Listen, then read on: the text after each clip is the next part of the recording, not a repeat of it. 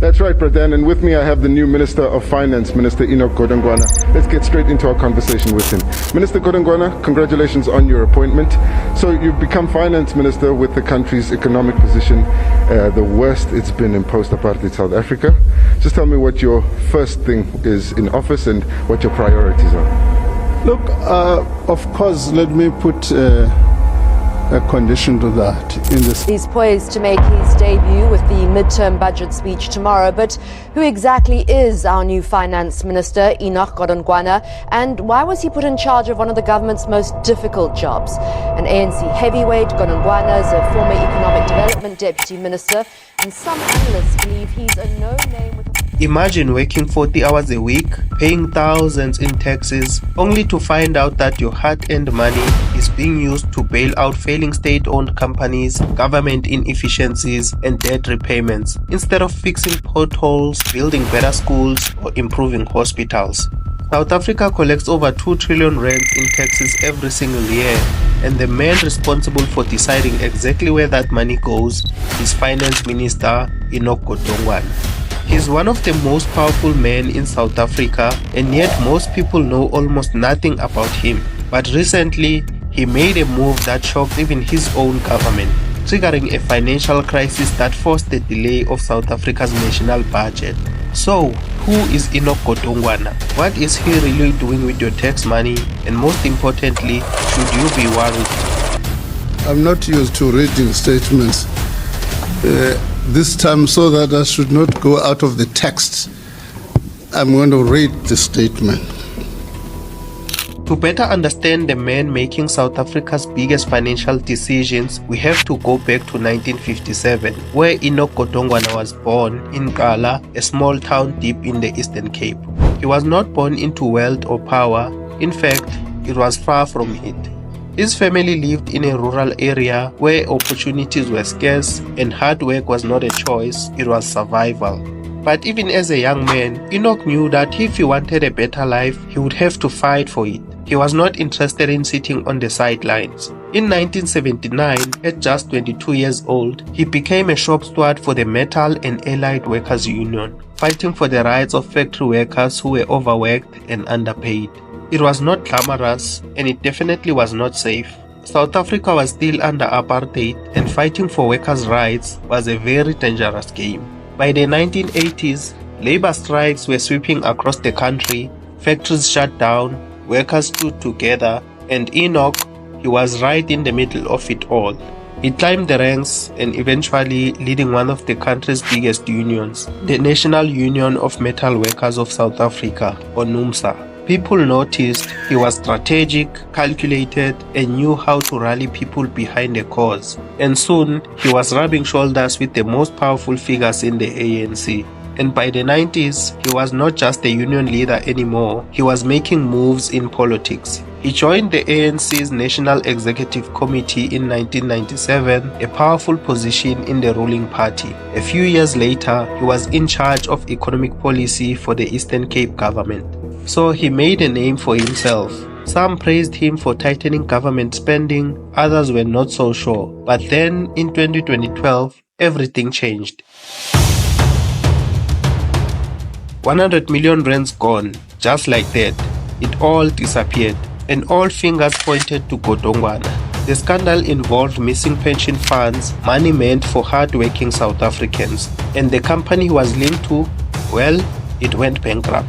Canyon Springs Investment 12, a shell company chaired by Godongwana, where he and his wife jointly owned a 50% stake through a family trust. Canyon Springs allegedly siphoned money meant for clothing factory workers, leading to thousands of workers losing their pensions overnight. The company took loan from the South African Clothing and Textiles Workers Union, SACTU, promising returns, but the money was never paid back.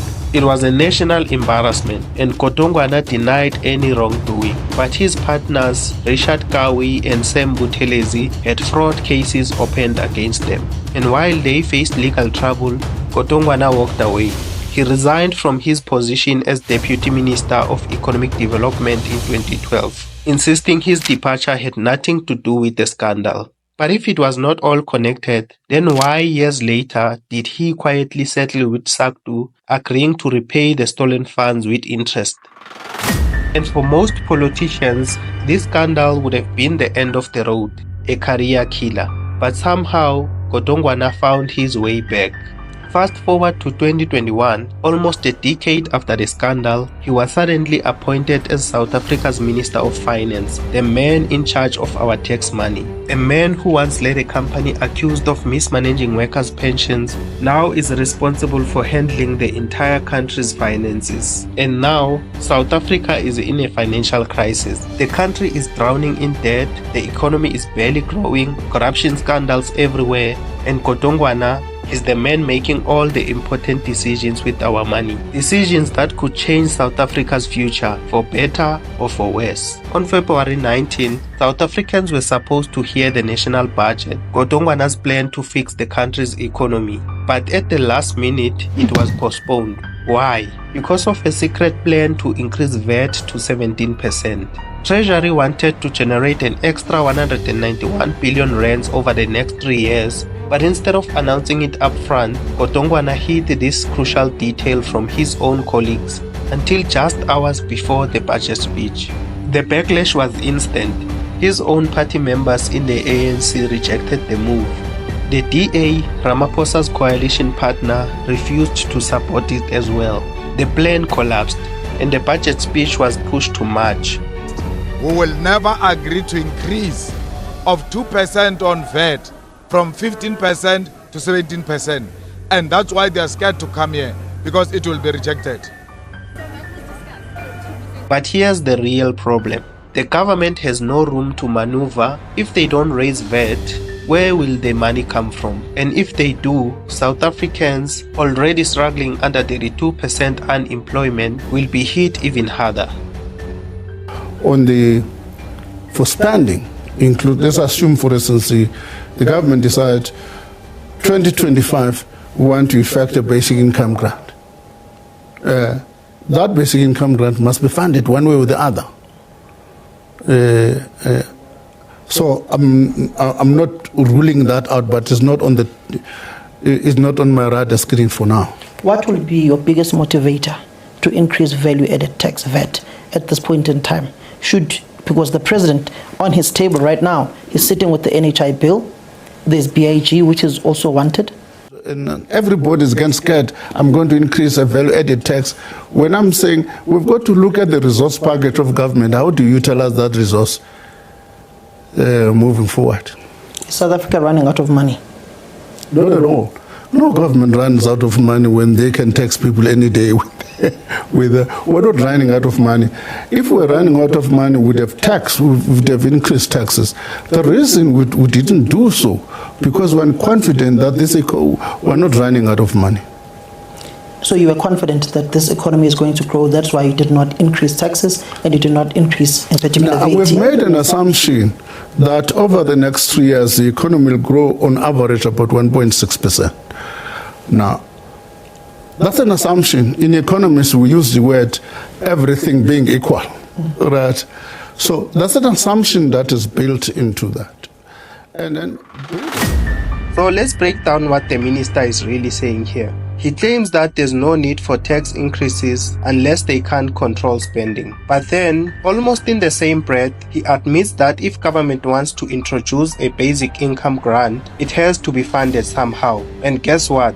That funding will almost certainly come from higher taxes. This is the same government that makes bold promises, fully aware that they don't have the money to back them up. And when reality catches up, their solution is simple: raise taxes on everyone. Instead of fixing the economy, creating jobs, or making smarter financial decisions, their go-to move is to squeeze more out of taxpayers. Then there's this contradiction. Just 11 months ago in this interview, Godongwana assured us that South Africa was not running out of money. In fact, he sounded very confident. No government runs out of money, he said. But now, suddenly, they are scrambling to increase VAT, a move that hits every single South African, rich or poor. So which one is it? Do we have enough money, or is the government quietly admitting that they are in trouble? And here's another problem. If the government is so desperate to increase tax revenue, why not invest in job creation rather than just handing out basic income grants?